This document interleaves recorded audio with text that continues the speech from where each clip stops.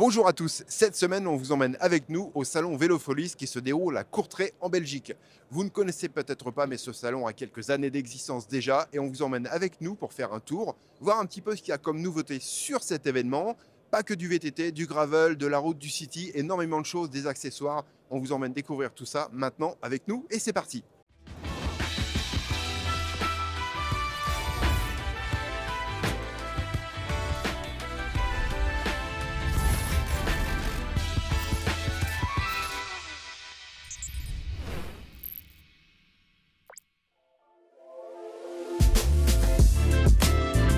Allez, un petit arrêt chez Magura pour vous présenter les nouveaux freins Gustave Pro. Les Gustave Pro, c'est la toute nouvelle génération de freins donc dédiés principalement en VAE, mais je ne vais pas vous en dire plus parce que vous allez bientôt découvrir tout ça et en détail dans une prochaine vidéo sur Bike Live. On a testé le produit, on vous fera nos retours, on vous expliquera exactement tout ce qui se passe avec ce nouveau frein. Donc dans tous les cas, voilà la petite nouveauté Gustave Pro chez Magura, ça méritait de s'y arrêter. Et je suis chez BMC avec Pierre-Henri qui va vous montrer, c'est lui, vous montrer et surtout vous expliquer comment fonctionne la tige de selle des modèles BMC. Pierre-Henri, c'est à moi. c'est à toi. Alors, on va vous parler de cette tige de selle que l'on appelle l'autodrop. Elle descend toute seule, c'est magique. Pas d'électronique. Pas besoin de s'asseoir dessus. Pas besoin de s'asseoir dessus, du coup tu évites de faire des squats Ouais. à chaque fois que tu dois enfoncer ta tige de selle. Sur une Coupe du Monde, sur une course, même à mon niveau, si j'allais faire une course à Roque d'Azur par exemple, j'aurais besoin de faire un effort physique pour descendre ma tige de selle et remonter. Et là, ça paye en watts, ça paye en énergie. Donc Ok. le but du jeu, c'est d'aller le plus vite possible. Donc le Jordan, on lui a dit d'aller plus vite, il va plus vite, Voilà. avec une technologie typique, produit de l'Impec Lab de chez BMC, Ok. définie et fabriquée par BMC. Donc cette tige de selle, elle équipe les 4Stroke O1, Ouais. les plus hauts de la gamme. Ok, Comment est-ce que ça fonctionne?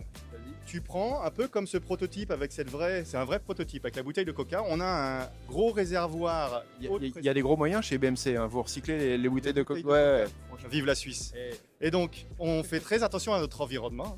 C'est bien. Donc, on a cette grosse cartouche qui est comoulée dans le cadre à l'usine, fabriquée avec le cadre en carbone, que l'on peut gonfler jusqu'à 13 bars. Ok. Ça veut dire que toi, à la maison, tu rachètes pas une cartouche. C'est un produit que tu regonfles toi-même. Avec ta... Donc avec ma pompe de pression, je vais monter jusqu'à 13 bars, ce qui va me donner à peu près 100-150 cycles de fonctionnement. C'est quand même une très grosse après-midi sur le vélo si on réfléchit un peu, ou une Coupe du Monde, et on a encore de la réserve. Et si j'ai fini ma réserve parce que je fais une transv, la tige de selle, elle fonctionne comme une autodrop, une tige de selle classique, D'accord. comme une dropper post classique. Donc j'ai rempli mon réservoir sous pression, et j'ai une commande au guidon à câble, Ouais. qui actionne le système avec 2 clics de profondeur. Ok. Le premier clic la fait remonter et 2 clics me la fait descendre automatiquement. D'accord. Je veux la remonter, je rappuie au premier clic. Et ça, je fais ça assez rapidement et à l'infini. Pas mal. Et est-ce que les hauteurs sont prédéfinies? Alors, la hauteur, elle est prédéfinie. Le débattement, merci, il est prédéfini par la construction de la tige de selle. Ok. Et je peux régler la hauteur de la tige de selle avec une petite vis type vis poinçon que j'ai sur le tube de selle. D'accord. Donc on ne voit pas de serrage au niveau du collier, mais il y a une petite vis qui te permet de remonter tout le système et d'ajuster ta hauteur de selle. Bon, alors je ne sais pas ce que vous en pensez, mais vous allez nous dire en commentaire un petit peu ce que vous pensez de ce système. Moi, rien que pour le fait de ne pas être obligé de faire des squats en roulant, hein, c'est le premier gain, on va dire.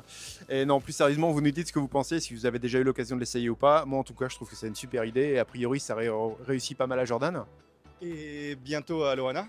Et bientôt. Sans oublier Titouan. Donc on a un Titouan qui la- appuie fort sur les pédales. L'annonce a été faite il y a peu, donc effectivement, un beau team qu'on va surveiller en 2025. Exactement, donc un team français avec des machines suisses. On est pas mal quand même de français chez BMC, Le meilleur des deux mondes. à peu près, ouais. Merci à toi. Merci Christophe. Ciao.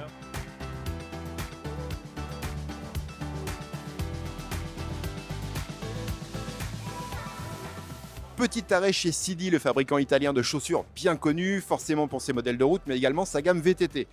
Sidi, par le passé, j'ai moi-même été confronté au problème. C'est vrai que le chausson était assez étroit, un peu à l'italienne.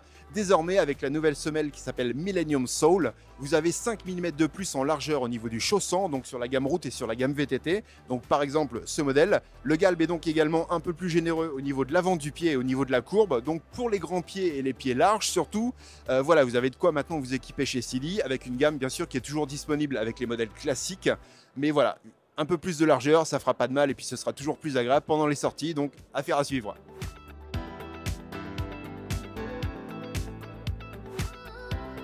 Là, je fais un petit arrêt chez la marque Erase, une marque belge qui produit en Belgique intégralement ses produits et qui propose des moyeux. Alors en soi, rien de révolutionnaire en fait sur le moyeu. On retrouve un système de ratchet qui se rapproche beaucoup du système DT suisse. Ils sont bien sûr disponibles pour des rayons droits ou des rayons courbés avec des fixations pour disques Centerlock, 6 trous, voilà la totale. La petite particularité, c'est qu'en fait les corps de roue libre sont en titane et on a également un roulement donc côté corps de roue libre qui est surdimensionné et légèrement excentré de façon à mettre moins de contraintes en fait sur le moyeu, donc plus de résistance, plus de durabilité. Ce sont des produits qu'on peut trouver donc sur le site de la marque RS bien sûr, entre 390 et 450 € la paire de moyeux avec un choix de couleurs plutôt sympa, donc ça change un petit peu de ce qu'on voit et pourquoi pas se laisser tenter finalement.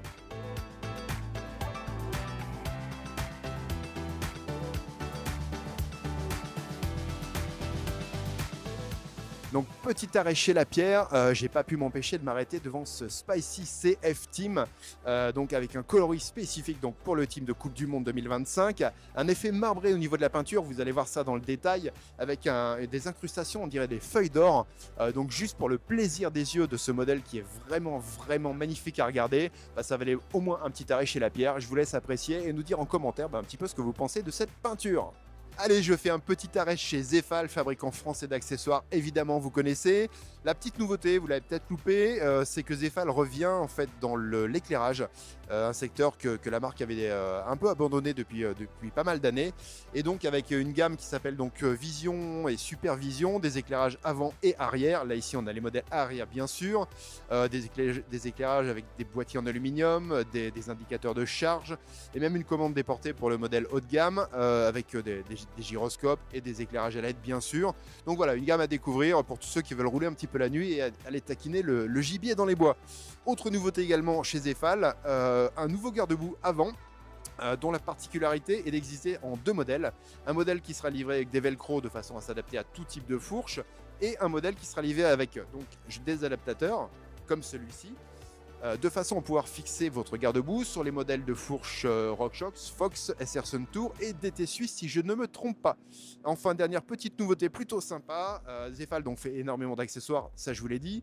Petite déclinaison du porte-bidon, le modèle donc Pulse S2L, qui maintenant est en carbone. Et oui, donc on fait encore plus léger donc chez Zefal et surtout ce modèle dispose d'une plage de réglage assez importante au niveau des vis, ce qui permet de façon plutôt pratique de le faire coulisser de haut en bas dans le triangle avant. Je pense notamment à tous les vélos qui ont des suspensions et donc des triangles avant peut-être encombrés par l'amortisseur, de pouvoir placer le porte-bidon assez facilement. Donc ça c'est plutôt une bonne idée.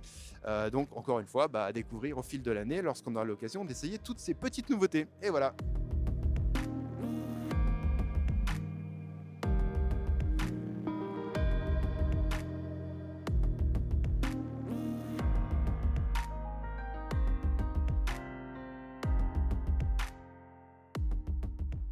Je suis maintenant chez Jaeger en fait. Alors oui, c'est un vélo de route, bien évidemment, ça ne vous a pas échappé. Mais par contre, juste pour la beauté, le détail, il s'agit d'un cadre en acier inox.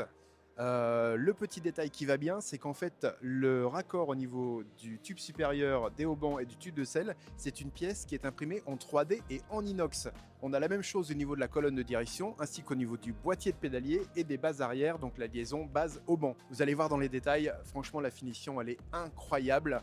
Donc peut-être une version VTT un jour, mais quoi qu'il en soit, juste pour la beauté de ce vélo et la finition incroyable, il fallait absolument que je m'arrête sur ce stand, donc Jaeger.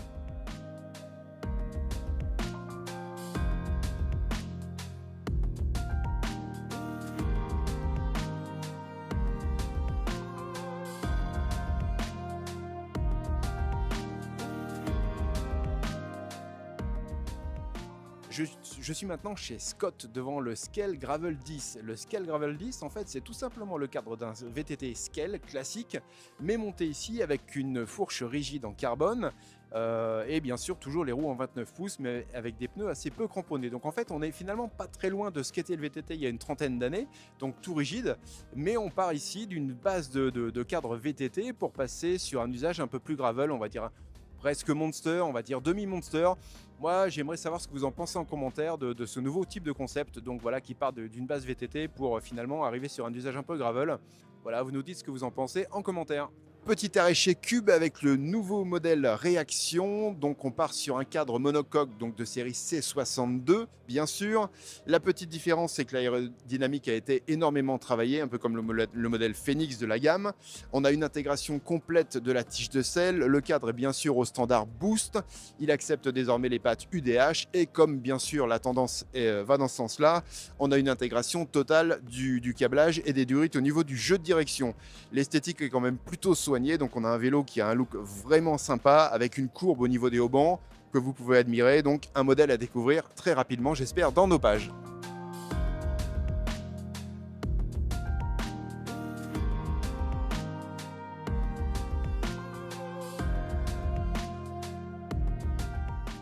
Et voilà, ce petit tour du salon Vélo Folies est terminé. J'espère que vous avez vu des choses intéressantes.